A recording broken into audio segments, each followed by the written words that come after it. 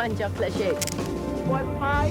I would love a commercial if it was a good song, a good jingle, a good hook. 2353535. Do they still use that number? Ads are very, very, very, very entertaining for me. And then he goes like, Mumbai da, India. And I say, okay, this line is good. So I remember the little girl asking, can I have some? And then the little boy, yes, but not too much. Television commercials are important. They're like that naggy parent, but in a good way. When I was growing up, people go toilet, right, during commercial break, right? I would stay because I'm very excited to watch ads. The ads brought me into a different world, very aspirational. The earliest drinks I had, it must have been influenced by ads. In that 10 seconds or 30 seconds or 1 minute, I have to tell the whole world that this is the thing you want most in your life right now.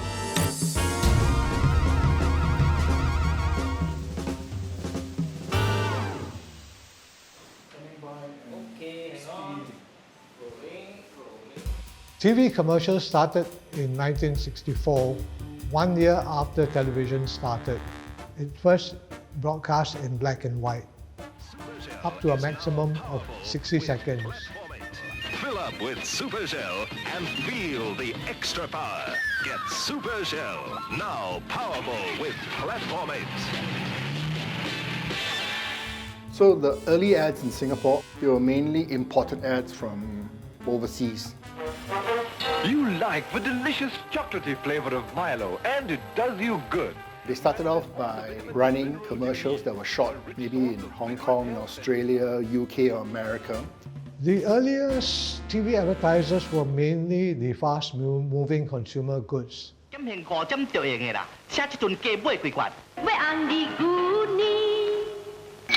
On those difficult days of every month, new Cotex Deluxe exclusive soft impressions make it the softest, most absorbent, most comfortable sanitary napkin in all the world. They were selling toiletries like detergent, dishwashing liquid. Your whole wash is so clean, so white, it's spotless. Because Drive, the hungry detergent, eats dirt and stains. Get Drive. In the 1960s and 70s, I think there was still a significant proportion of Singaporeans who were living in kampong-like surroundings, less developed enclaves. It was a more simple life and it's reflected in the advertisements that we see on TV. Apart from household items, regular advertisers were also from the cigarette and beer industry. Oh, goodness gracious. Everyone who wanted to and who could smoked. It was, in a way, a demonstration of your ability to indulge. Smoking was quite rampant, both men and women, young and old. No, you don't see many wild stallions anymore. And even if he did run off 3 of your best mares, he's one of the last of a wild and very singular breed. I can remember distinctly the Marlboro cigarette. The ad featured a very macho, good-looking Western cowboy seated on a horse. The ad also featured a very strong theme song, and it attracted a lot of male attention. Dun, dun, dun, dun, dun, dun, dun, dun, dun. That's what I remember very clearly. There was this horseman going on a cliff, and then they stopped and then look over the prairie. The cigarette ads were plenty, and they depicted different kinds of men. For example, the Marlboro man was a rugged cowboy. And then other ads, like I remember Dunhill featured like James Bond kinds of men. And on to the heart of London, where it plays a somewhat different role. And it really made me want to smoke. When I was only just a child. Cigarette ads were allowed on television and in all media at first. But I think there was quite a lot of research that came about showing the harms of cigarette smoking. So Singapore took its step and banned cigarette advertising. In terms of alcohol, it was considered a lesser evil. For alcohol, it is when you overindulge that it becomes a health threat. With cigarette, it's quite different because the moment you inhale, that's it, the toxins are in your system. In fact, some of the alcohol-related advertisements were quite snazzy and attractive. I remember an ad for Martini, the drink, and the song was so beautiful. And it went something like this. Try a taste of Martini, the most beautiful drink in the world. It's the right taste of the right one, that's Martini. So 1960s and 70s in Singapore was a nation-building phase. There were umpteen challenges around in terms of the external environment. However, that was also the period where Tiger Beer came up with its first televised advertisement.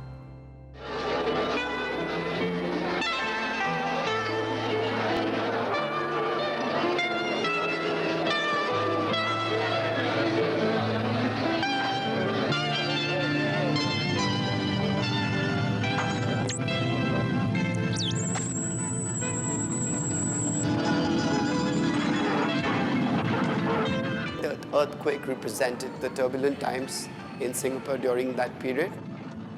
To some extent, I feel the ad was talking about the unshakable spirit of not just Tiger, but Singapore as a whole.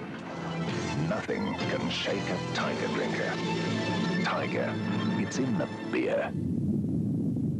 At that time, there were racial riots, and of course, very dramatic was our split from Malaysia.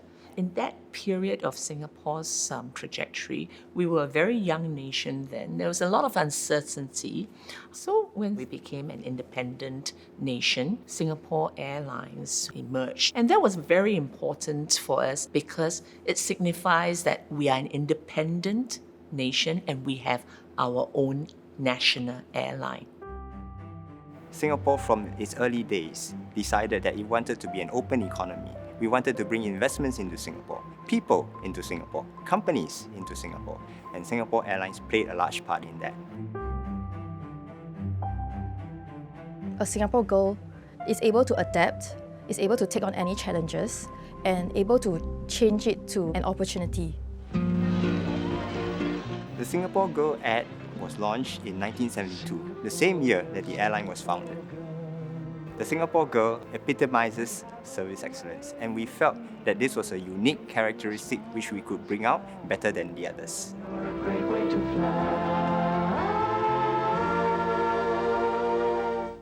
In the early days of TV commercials, women was portrayed largely within the domestic boundary. The creation of the Singapore Girl challenged these stereotypes. She's always out there, interacting, exploring a new world. Here was this undercover women empowerment campaign, right? That you could go out and work, and not only work like in an office or behind some manager in the back, but up there in the air, and was portrayed as glamorous. Growing up, watching those TV commercials of Singapore Airlines showing their stewardesses in the sarong kebayas, so elegant, so graceful, so beautiful, I aspired to be one too. I finally plucked up the courage to apply for it, and here I am, finally becoming a stewardess. So the dream came true, I would say.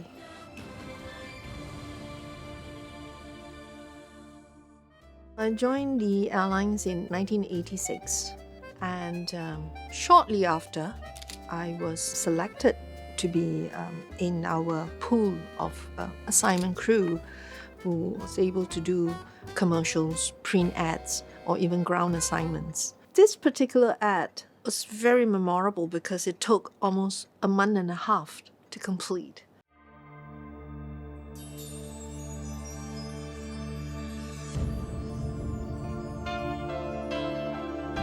It was very exciting because it took me across several continents, diverse climatic conditions, and of course, scenic spots.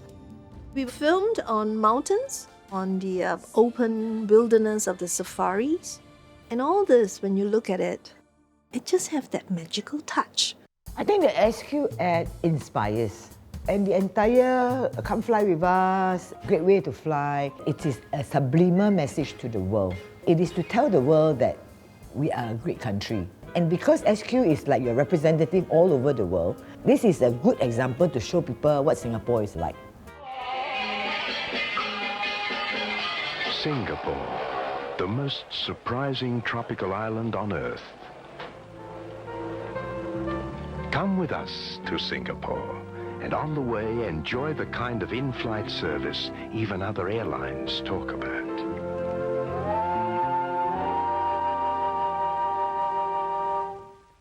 Did you know, besides the Singapore girl, there is another iconic female used in advertisement to represent the brand? Do I know her? Give me a clue. 70s ah? The POSB girl?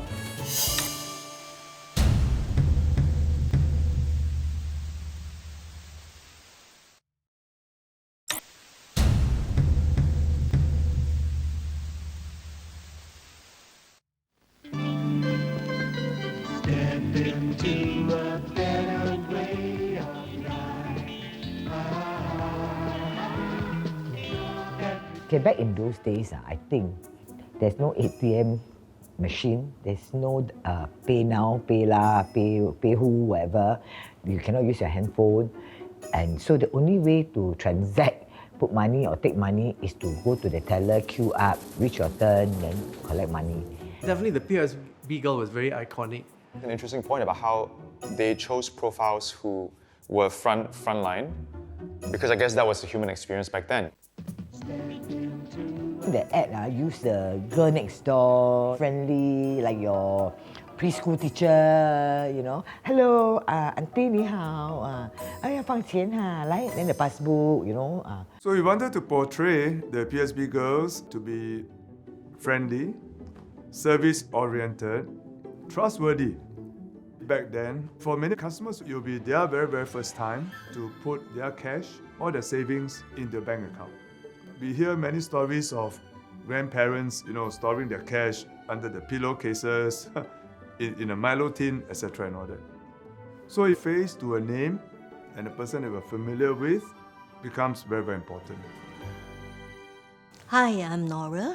I've been with the bank for more than 50 years. Last time, customers can only go to one branch where they actually open the account and they have their account number there, and then the deposit withdrawal is all done there. So we saw them very often and we are very close. When I was at the Orchard Towers branch, we have around 4 tellers to serve the customers. So we do have this little boy. After school, will always come to the counter.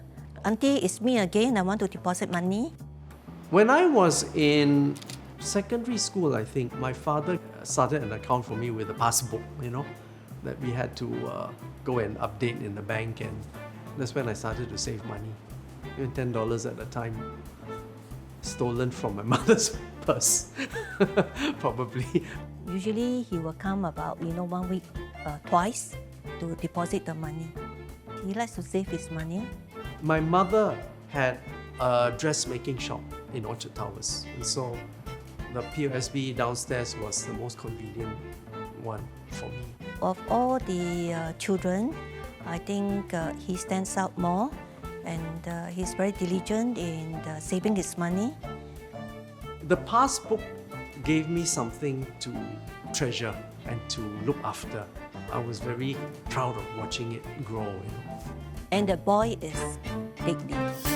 Hello, Nora. Thank you for your great service and helping me to save money.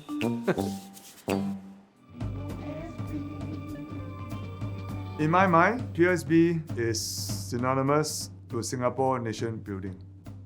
It was part of the country movement to build and encourage the mindset of thrift and savings, which is very critical. Back then, the population of Singapore was actually very small, less than 2 million or so. The country do not have a lot of resources, and the country needed funds for public development. And that can only be done if we are able to mobilize the entire country to save part of their income As a nation, we learned how to put aside for a rainy day. Just when the country was growing more affluent, Advertisers were targeting children and youth because there was a rise in household affluence. There were more disposable income, and parents can now splurge and care for their children. There was a market to look for nutrition, and as a result, you see a sudden surge of brands coming on board to tell their story. There are these two kids under a tree, I believe. One kid turns to the other and says, Ribena, my mother says it's good for me. Can I have some? Yes, but not too much. Hi, my name is May. I am the Ribena girl from the 1970s Ribena advertisement. Amir and I went to the same kindergarten. I was 5 years old and we went K2 and they picked the loudest two children from the class. The ad was shot on a big tree right at the front of the kindergarten. I remember it being very repetitive. I remember poor Amir getting blisters because he had to swing from the bars repeatedly and they put plasters on his hands and told him to continue swinging. When I was 16, our English teacher was giving us a lesson on the impact of advertisements and she named the Ribena ad and all my classmates burst out laughing because they knew, right, that I was a Ribena girl. Do you still drink Ribena these days? Yes, but not too much. in the 1980s, there was more access and many of us had the privilege of higher education. So with more education, we became a lot more aware of the importance of good nutrition. More nutritious, lots of goodness. Ovaltine and Milo and Horlicks would stress the energy-giving properties of the drink. New Horlicks with protein and calcium, just bursting with nourishment. And there was also a sign that a good parent would be giving their children the best nourishments and the best supplements that they were. In the 80s, there was a big growing population. There was not much choice in terms of giving extra nutrition to the family. So Milo took the advantage of that situation. So these drinks were marketed very, very cleverly, right? Like back then, because maybe we were not as concerned with sugar intake yet at that time. The ads gave us a reason to indulge.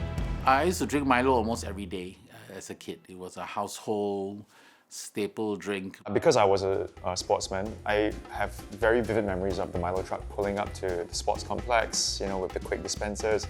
I used to sneak into the kitchen when everybody is asleep, take one spoon and then, have you ever tried, put into the mouth, then, wow, very shook. So I like my Milo the way they do it in sports days when the truck came in. Somehow that Milo was always different from the mama store, the coffee shop, the cans, the cartons.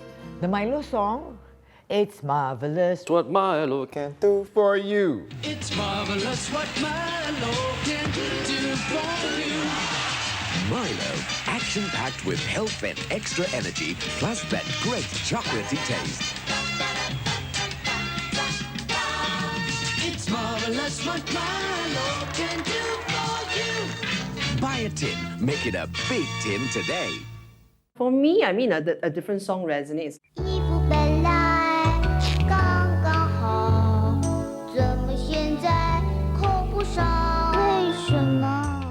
Hi, I'm Caleb. I was one of the kids in the Scott's Emulsion ad.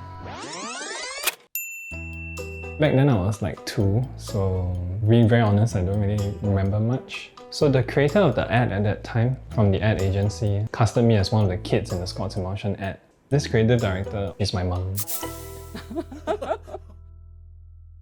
The Scott's Emulsion commercial was one of my very first creative work. When they first approached the agency to do a campaign, there are a lot of claims, you know, it's like taking the product to grow healthier, better, whatever. But when it comes to pharmaceutical and food products, Singapore government is always very careful.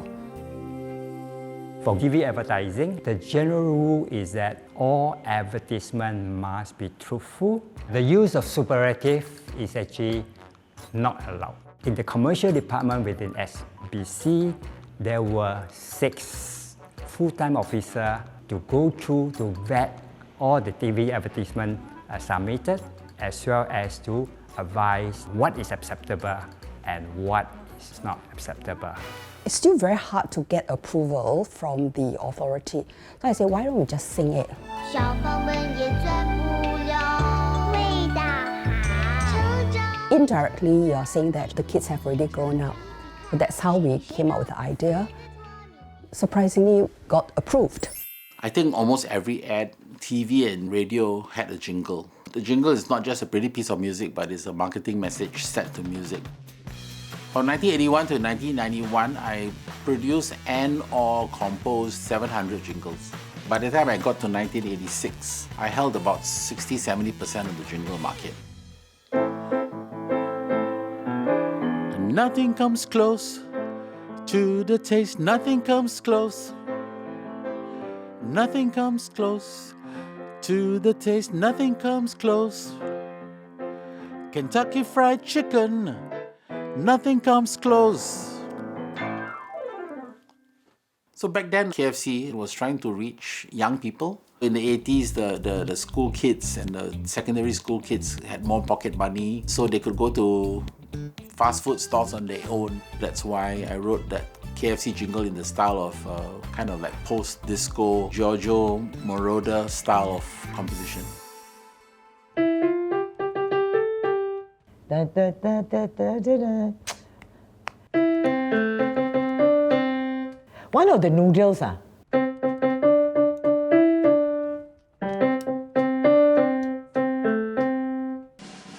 Myojo. 记得下了 Myojo treat. Myojo noodles are nice to eat.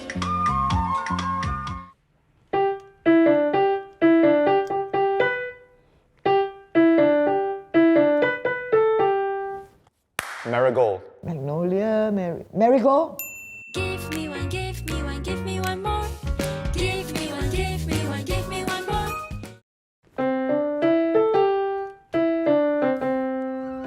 Oh, I know this one, McDonald's. McDonald's. McDonald's. It's not McDonald's, it's McDonald's. I'm loving it. 2, 3, 5, 3, 5, 3, 5. Pizza Hut. Pizza Hut. 62353535. Pizza Hut delivery. The Pizza Hut jingle is goated for me. It means it's amazing because it's catchy and it sounds like a diegetic sound when you're dialing a phone. That's genius in helping you remember the number, which leads to sales, leads, new business. And if it creates a memorable melodic line, people are going to keep singing it. Pizza Hut delivery. I think back in the day, Pizza Hut just wanted people to know their number so they could do delivery and get more orders, right? But little did they know that they were the forefathers of delivery today. The first pioneer in food delivery, at least in Singapore. Food delivery was yet another channel for businesses to grow. At that point, Pizza Hut was trying to sell convenience, that you can actually get something delivered to your house immediately. And in order for that to get into the mind of many people, it's really to have a very strong jingle that makes you have the fastest recall. The commercial jingles that I've written, for example, the McDonald's songs, they were written at a time when they served a purpose. I mean, McDonald's is hamburger, right? It's American, right? But the product is being sold to Singaporeans. The song that I wrote for McDonald's is specifically for Singaporeans because it features all the acronyms, right? Take the PIE and the MRT. McDonald's good time, win for me. Take the CTE or the PIE, go by BUS or MRT. McDonald's good time, win for me. The song is about Singapore. It's targeted at Singaporeans. When McDonald's first came, it was a phenomenon. My family and I, we made it a family outing to go all the way to eat McDonald's. I ordered so much because I wanted to try everything. So we had the Big Mac, milkshake, ice cream, rice. I remember my mom's face. I thought she was going to explode because it was just too much food. So it was a treat for many Singaporeans. Let me show you this one. Let's go, yeah. One big breakfast. Pancakes, Happy Meal. Kopi O satu.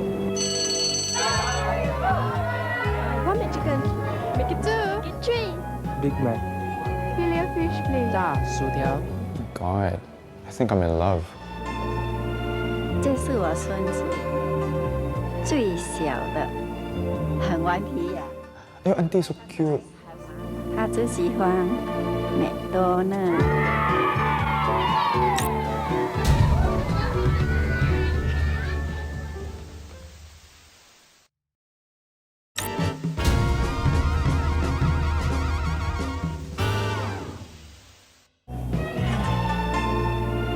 这是我孙子，最小的，很顽皮呀、带他出来很麻烦。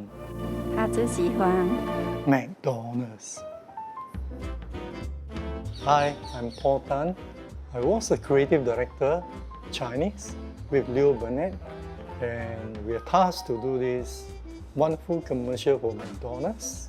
They want us to localize it. The brief is based on the US commercial, definitely a day in USA, a day in New York, a day in Las Vegas is very different from a day in Singapore. To make it localized, I got to think of the scene. How would it be if we want to say this is Singapore? One big breakfast. Nothing is more attractive to the audience if you use the family, especially using the grandparents or grandma and the grandchild. And McDonald's is truly so attractive to the grandchildren during that era because it's something special you can't get from the home normal meal.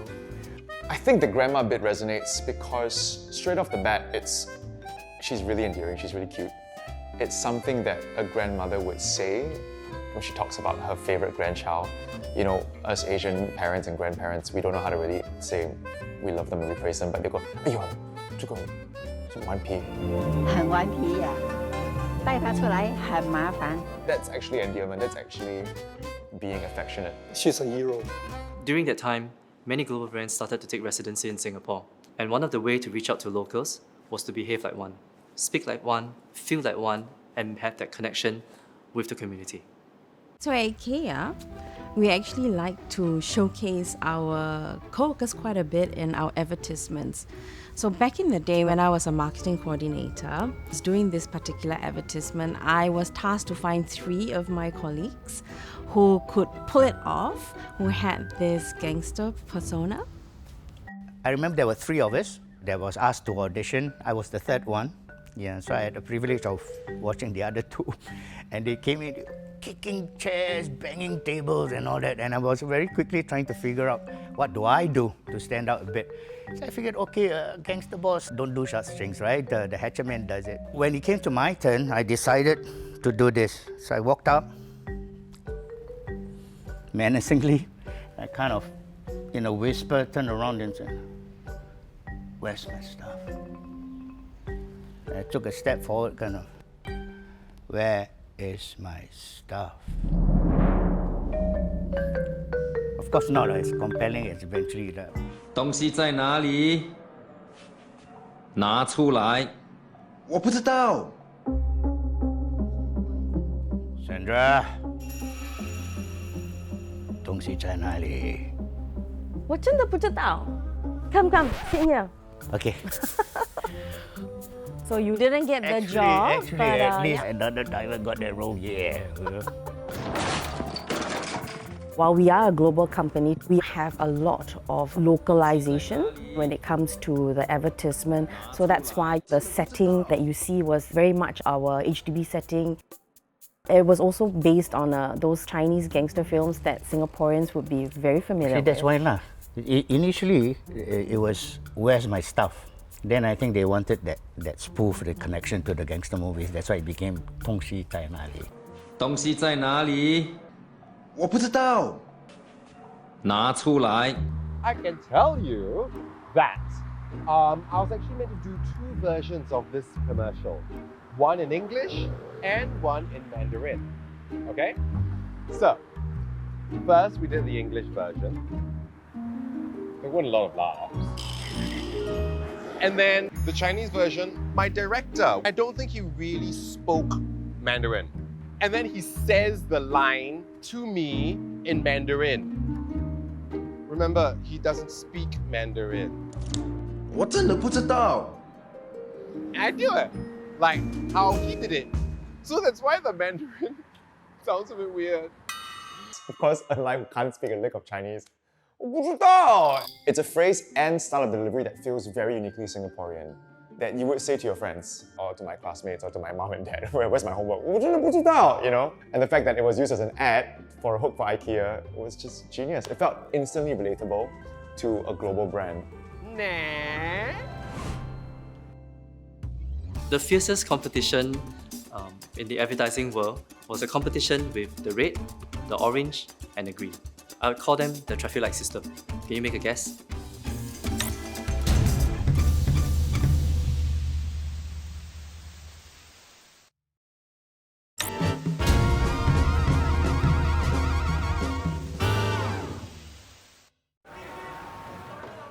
Table 4, Pani.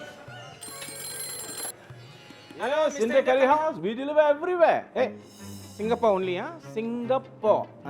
Singapore. Another country? Hey, Mumbai, da? India. Hey, buddy. Hey, buddy, come. Come join us. Hey, hello? Another prank call. Hey, how are you? Hey, wow, what is this? Some kind of reunion. Hey, what is this? Same butter chicken, same spicy biryani. Shankar, can you change or not? Oh, how many years ago? You still. How many years ago we did the advertisement? 2007. 2007. That's how many years ago? That's like. Okay, That's a lot of math. Let's not go there. The brief itself, it was literally for a promotion of free IDD calls to all the different countries, like India and more. And so I think it was like, okay, if you get like free ID calls, how far would you go? How silly would you be? For me, when the script came, I was thinking in Tamil when I was doing the skit, you see. So the actions and everything are all in Tamil. So it comes in very natural to me. That's why I go, Mumbai da, India. Mumbai da, India. Singapore. Butter chicken, parcel. With M1 free IDD calls to India and more, it's easy to get carried away. I do feel that the ad itself, right, was not slapstick.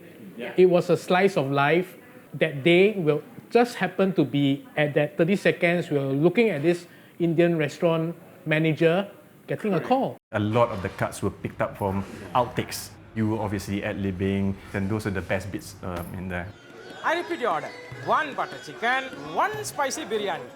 It took Singapore by storm, right? It became such a well-known household commercial. Because Singapore is multicultural, everyone understood it no matter what background you came from. That was the day of YouTube, right? When the parents were filming the kids reenacting the ad. Hey, Mumbai da, 1 butter chicken, 1 spicy biryani, and Mumbai da over and over again. Hello, Vaccinate Curry House. Oh yes, we have chicken. Oh yes, 1 butter chicken. Yes sir, we deliver everywhere. Is it a suburb? Huh? Another country? Hey! Mumbai lah, India. Somewhere in the late 80s was when I got my first mobile phone.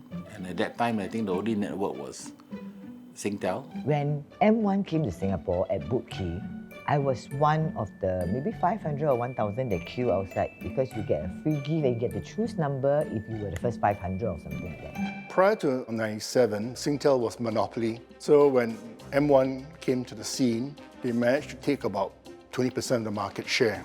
This was the beginning of the mobile wars between Singtel and M1. And Singtel was anticipating the entry of Starhub around 2000, and they kind of forecasted that competition would just be as tough, not just on mobile, but across all sectors of their business. When Singtel's 120th anniversary came about, competition was growing. So we wanted to remind the nation and also celebrate the brand's heritage with all our customers. Singtel wanted us to do a campaign to celebrate the 120th anniversary. We look back at Singtel for 120 years, they had so many customers, so we thought that doing a testimonial campaign was the best way to go, because then you get people talking about you instead of you talk about yourself. We selected different segments of people, an old man who had one of the early telephone numbers. 后面4个字是1680，我每个拜六礼拜都买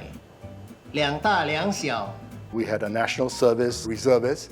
When I finally got through to her, guess what? Her mother says she's not in. Kacang putih seller. அதை மடிக்கிறதுக்கு பழைய telephone புத்தகங்களை தான் நான் பயன்படுத்துறது. It was a very inclusive campaign. When the viewer watch the ad, they can identify with it straight away because we cover almost the whole spectrum of society. So there must be one of the ads you can identify with because it's like you can tell yourself, hey, that's me, you know, I've done this before. Amongst the 13 commercials, one of the more memorable ones was the pager girl. This number keeps on appearing on my pager. I know it's not a phone number, so what can it be? Singtel was the first to bring pagers to Singapore. In the 90s, it was the height of the business and more people had pagers compared to mobile phones. Parents at the time gave it to their teenagers and they came up with creative ways on how to message each other. Our Singtel Pager Girl ad really reflected the consumer behavior at that time. 17317071. When I ask my friends, they tell me it's a code. It says, I love you. You so horrible, right?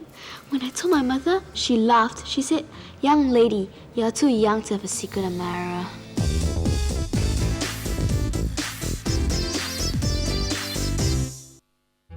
In the early 2000s, Starhub was the challenger brand, and we were all about running after the hearts of Singaporeans.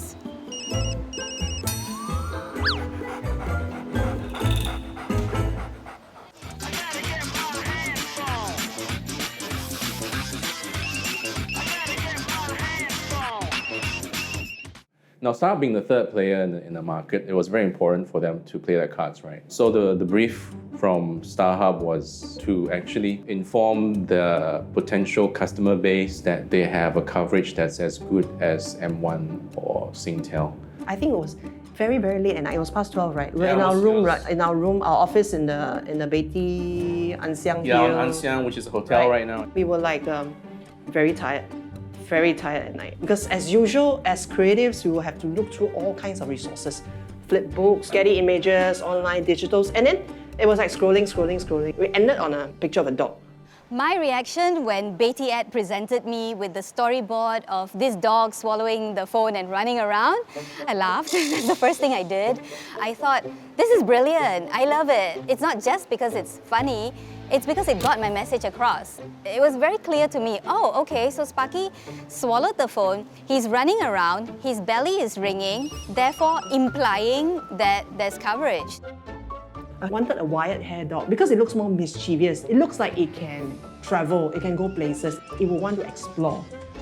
And then you came out with the name, right? Sparky, right? Yeah, only because my friend had exactly a Jack Russell named Sparky at home. That was very, very naughty. Can you tell which was the original dog that was cast and which is the stunt dog? The original one is the furry, unkempt one at the back. The one that the client is holding is Sparky lor, because precious ma, sayang, good boy. That one can act one. The other one, I think, look like he's running away. I think that one is the double. I would say that the actual dog's in the foreground because he obviously has that energy, you know, trying to attack the photographer. Everybody thinks Sparky is a male, but it is a she. She was a pretty dog, but she wasn't a runner. So we needed a stunt dog. And the stunt dog was a male and he was very energetic. So we actually had 2 dogs on shoot. And in order to make sure that the other dog, the stunt dog, looked like the original dog, we had to, use makeup on him to match the patches. In order to get Sparky to swallow the phone, we actually had to smear the phone with chicken and stuff some chicken into parts of the phone so that the dog would even lick the phone. And then somehow we would cut, editing magic, and then it was like the dog licked and swallowed the phone, and then he ran off.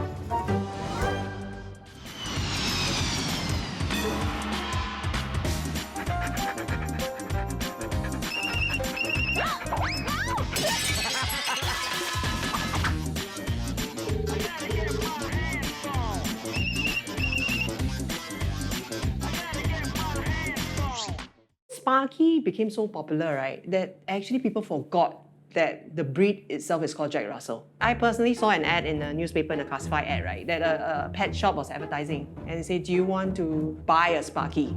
The ads that I find that really work in Singapore is that when you have something very real, very normal, and then suddenly there's like a twist.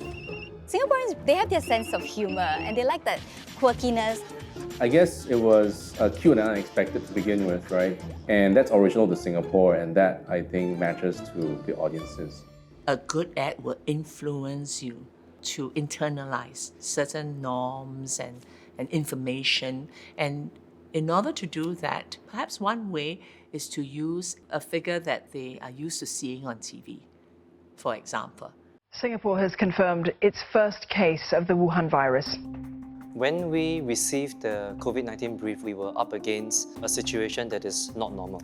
We studied the cohort we can speak to that had the most influence, and we landed on the people who are what we call the sandwich class. They are people responsible for their children and also responsible for their parents. They are very important to us because they are decision makers in the family. This group of people, largely late 30s into 40s and 50s, we look at what are the things that make them move culturally, what are the things that they will respond to.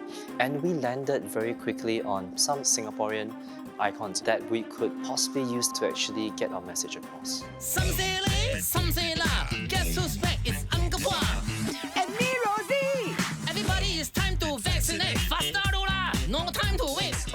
I think Singaporeans tend to want to look for things that they are familiar with. And once they resonate with that, something just clicks. Because successful icons just form a very strong memory core. And it's shared by a community, right? I think PCK, because he was very successful in his TV series, by the time the SARS rap came out and all that, he was already very accepted. He was irreverent but accepted. Everybody, we have a part to play to help fight SARS at the end of the day. The use of characters like PCK just help us shortcut the communication. Don't wait and see. Better get your shot. Steady from BP. Besides the English version of the COVID-19 communications, we also produced some vernacular series that included dialect in the mix.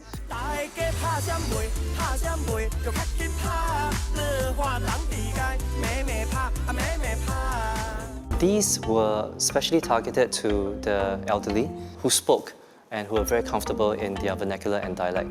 Back then, it was about August 2021. It was reported that 1 in 5 seniors aged 70 and above, they had not booked their vaccination appointment. So we had to quickly put together a campaign to encourage them to get vaccinated and to also address some of the concerns that they have.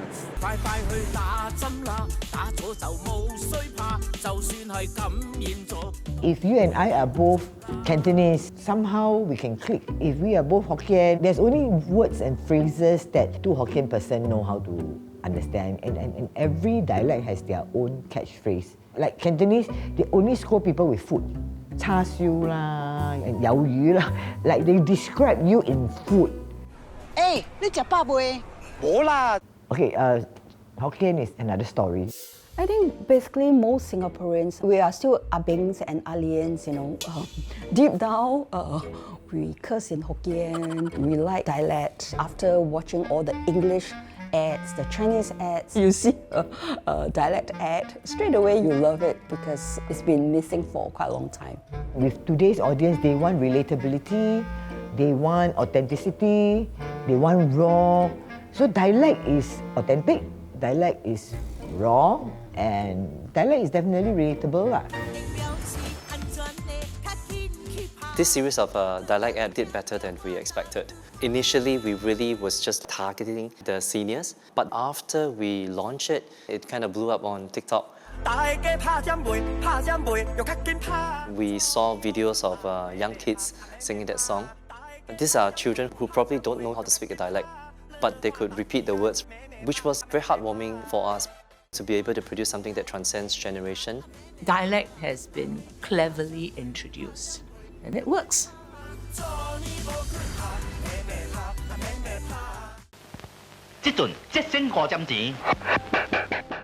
Advertisements mirrored our lives. They're not created in a vacuum. They took inspiration from the things that we'd experienced and from whatever life experiences we have in the generation. Ads like this that people remember and help family bond, schoolmates bond. That's what brings people together.